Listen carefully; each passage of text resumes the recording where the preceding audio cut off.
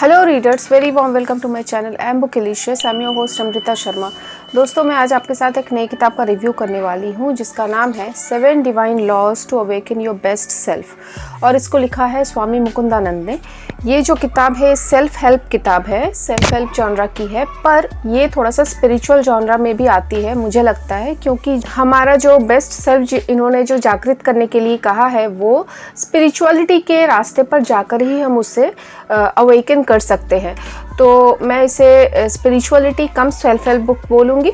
तो ये जो किताब है ये मैंने लास्ट अनबॉक्सिंग में ही आपके साथ इस किताब को शेयर किया था और मैं इस किताब को पढ़ना चाह रही थी, तो जल्दी से मैंने इस किताब को पढ़ लिया और बहुत अच्छी किताब है ये वैसे तो 299 रुपीज़ इसमें प्राइस लिखा हुआ है, पर मुझे ये मिला है 189 रुपीज़ में। ये किताब मुझे बहुत अच्छी लगी पढ़कर। तो इस किताब की हम जल्दी से एक छोटी सी समरी पता कर लेते हैं। कोयला जैसे दबकर हीरे में कन्वर्ट होता है हज़ारों लाखों साल बाद, उसी तरह हमारा भी जो इनर सेल्फ है उसको हमें एक बेस्ट सेल्फ जो हमारा जो अंदर बैठा हुआ है उसे हमको खुद ढूंढ कर निकालना है और ये हर एक इंसान को करना होता है। जब तक इसको हम अचीव नहीं करते तब तक ये लाइफ डेथ का जो साइकिल है ये चलता रहता है। तो हम इसको कैसे जल्दी अचीव कर ले वो हम कर सकते हैं ये जो 7 डिवाइन लॉज बताए गए हैं उसके द्वारा। पहला जो लॉ है वो है law of infinite potential. Author बोल रहे हैं कि हर एक इंसान में एक जैसा ही पोटेंशियल होता है, एक जैसा ही क्षमता होता है। कोई इंसान में कुछ ज़्यादा कुछ कम नहीं होता है। बहुत सारे लोगों के बहुत सारे एक्सक्यूजेज रहते हैं कि उस इंसान के पास ये टैलेंट है मेरे पास नहीं है, उसके पास ज़्यादा अमीर माँ बाप है मेरे पास नहीं है। इन सारे क्वेश्चंस के आंसर उन्होंने बहुत ब्यूटीफुल तरीके से इस किताब में दिए हैं। और इस किताब की एक और बहुत अच्छी बात ये है कि हर एक पेज में एक एक चैप्टर को या एक एक पन्ने को अच्छी तरह से समझाने की कोशिश की है। छोटे छोटे एग्जाम्पल्स दिए हैं, छोटे छोटे स्टोरीज दिए हैं और उपनिषद की बातें कही गई हैं, भगवत गीता की बात कही गई है, हमारे वेद पुराण की बात कही गई है और वो भी बहुत सरल तरीके से हमारे रोज़मर्रा के जो ज़िंदगी में जैसे हम एक परिस्थिति को फेस करते हैं उसको एग्जाम्पल के थ्रू उन्होंने समझाया है बहुत सहज सरल भाषा में। और आप बल्कि ये किताब पढ़कर बोर तो हो गई नहीं, बल्कि आप इसको बहुत ज़्यादा इंजॉय करने वाले हो। सेकेंड जो लॉ है वो है the law of incremental growth. तो इस लॉ में उन्होंने बोला है कि हर एक इंसान में तो क्षमता जो होती है जो हम पाना चाहते हैं उसको हमें day by day step by step हमें आगे बढ़कर उस तक पहुंचना है।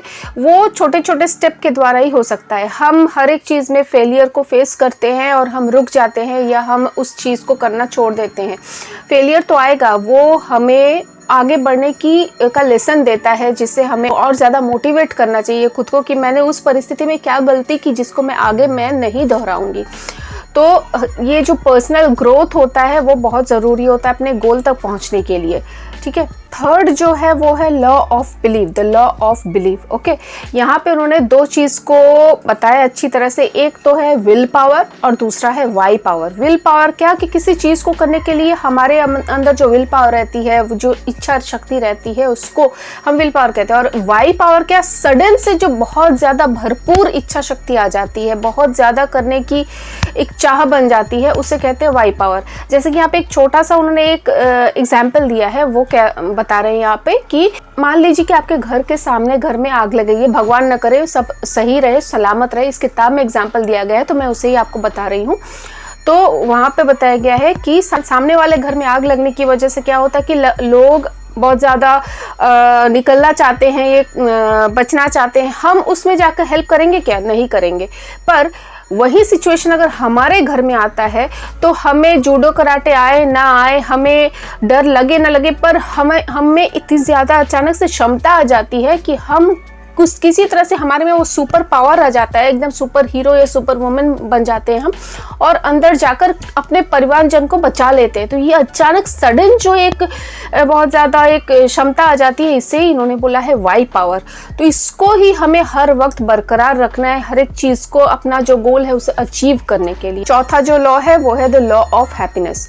हैप्पीनेस क्या, हम हैप्पीनेस मटेरियलिस्टिक चीज़ों में ढूंढते रहते हैं, हर वक्त बाहर की चीज़ों, बाहर की दुनिया में हम जीना जाते हैं, किसी के पास कुछ है हमारे पास कुछ नहीं है, उससे हम उदास हो जाते हैं। कुछ अगर मिलता है तो उससे हमें हैप्पीनेस मिलती है, या फिर हम क्या होता है कुछ दिन बाद वो चीज़ पुरानी हो जाती है, फिर हमें कुछ और चाहिए होता है, फिर कुछ और, फिर कुछ और।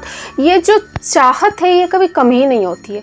तो चाहत जो हैप्पीनेस है वो बाहर नहीं है, वो हमारे अंदर है। अंदर कैसे? हमारे खुद के सेल्फ को प्योर करके, हमारे में जो अच्छाई को डालकर, जैसे कि हो गया हमारा जो बेस्ट सेल्फ ढूंढने के लिए खुद में जो ईर्ष्या की भावना, एंगर, जेलेसी, इन सबको ख़त्म करना है, खुद को प्योर करना है, सेल्फलेस वर्क करना है। इससे अपने आप अंदर एक शांत भाव आ जाता है, हैप्पीनेस खुद ब खुद आने लगती है अंदर से। तो आपको कहीं और बाहर ढूंढने की ज़रूरत नहीं है। हैप्पीनेस आपके खुद के अंदर है। और इन सारे लॉज मैं बस थोड़ा थोड़ा करके बता रही हूँ, इन सारे लॉज को उन्होंने बहुत अच्छे तरीके से, इलेबोरेट तरीके से इस किताब में, इस चैप्टर वाइज चैप्टर समझाया है विथ एग्जाम्पल। तो मैं जस्ट छोटा छोटा समझाने की कोशिश कर रही हूँ जितना मुझे समझ में आया है। बाकी तो आप सब पढ़ के और अच्छी तरह से आप समझ जाएंगे। तो मैं इसलिए बोल रही हूँ कि इस किताब को आप एक बार पढ़िए, बहुत अच्छा लगने वाला है। फिफ्थ जो लॉ है वो है द लॉ ऑफ सब्लिमेशन। खुद में जो जितने हमारा जो लो नेचर है उससे हमें ख़त्म करना है। उसे अगर हम दबाएंगे अंदर तो वो फिर बाउंस बैक होके बहुत दुगनी तेज़ी से आएगा वो बाहर। छठा जो लॉ है वो है द लॉ ऑफ लव। यहाँ पे 3 विषय के बारे में बात की गई है। एक तो है लव, एक है लस्ट और एक है व्यापार, बिजनेस। तो लव तो हमें पता है, ट्रू लव जो हम अपने परिवारजन से करते हैं, हम अपने ईश्वर से करते हैं, जिसके बदले हम कुछ और रिटर्न नहीं चाहते हैं। जो सेल्फलेस लव है वो है ट्रू लव। लस्ट है काम, जो सिर्फ लेना होता है। और ये जो बीच का जो एक व्यापार जैसा सिचुएशन रहता है लेन देन का, वो है बिजनेस। सेल्फलेस ट्रू लव में बिलीव करना है, मतलब किसी के प्रति हम ना अगर हमें बुरा व्यवहार भी मिलता है तो हमें लव यानी कि प्यार, ट्रू लव जो है वो बरकरार रखना है। ईश्वर के प्रति हो गया, हमारे परिवार परिजनों के प्रति हो गया, हर वक्त हर जगह। लास्ट जो लॉ है वो है लॉ ऑफ मेंटरशिप। हर एक विषय में दक्ष होने के लिए, हर एक विषय में निपुण होने के लिए हमें एक मेंटोर की ज़रूरत होती है। किसी भी जगह पे आप कोई भी पढ़ाई कर लो, या अपने बिजनेस में, या आप स्पिरिचुअल ग्रोथ चाहते हो तो स्पिरिचुअल ग्रोथ में डेफिनेटली एक गुरु होना बहुत ज़रूरी है। और जब आप सच में एक स्पिरिचुअल मार्ग पर जाने लगते हो, वो डेप्थ आ जाती है आपके जो स्पिरिचुअलिटी के जो आपकी जर्नी में, अगर उतना डेप्थ आ जाता है तो अपने आप ही गुरु आपके सामने आ जाते हैं। गुरु भी हमें बहुत सोच समझ के चूज़ करना चाहिए। कोई भी आप विषय या कोई भी आपका क्षेत्र हो तो सोच समझकर मेंटोर भी हमें डिसाइड करना चाहिए। तो ये 7 लॉज हम इस किताब में दिया गया है, और भी बहुत अच्छी तरह से समझाने की कोशिश की है ऑथर ने। तो अगर आपको अच्छा लगा ये किताब तो आप एक बार पढ़ सकते हो, आपको अच्छा लगेगा। और बताइए आपको कैसा लगा मेरा रिव्यू। अगर अच्छा लगा तो प्लीज़ लाइक कीजिए और सब्सक्राइब कीजिए मेरा चैनल। मैं फिर से आपके सामने हाजिर होंगी एक नई किताब के साथ, कुछ नए वीडियोज़ के साथ। तब तक आप अपना ख्याल रखिए, और अभी तक अंत तक वीडियो देखने के लिए बहुत बहुत शुक्रिया, धन्यवाद। Thank you, thank you, thank you. Till then, bye.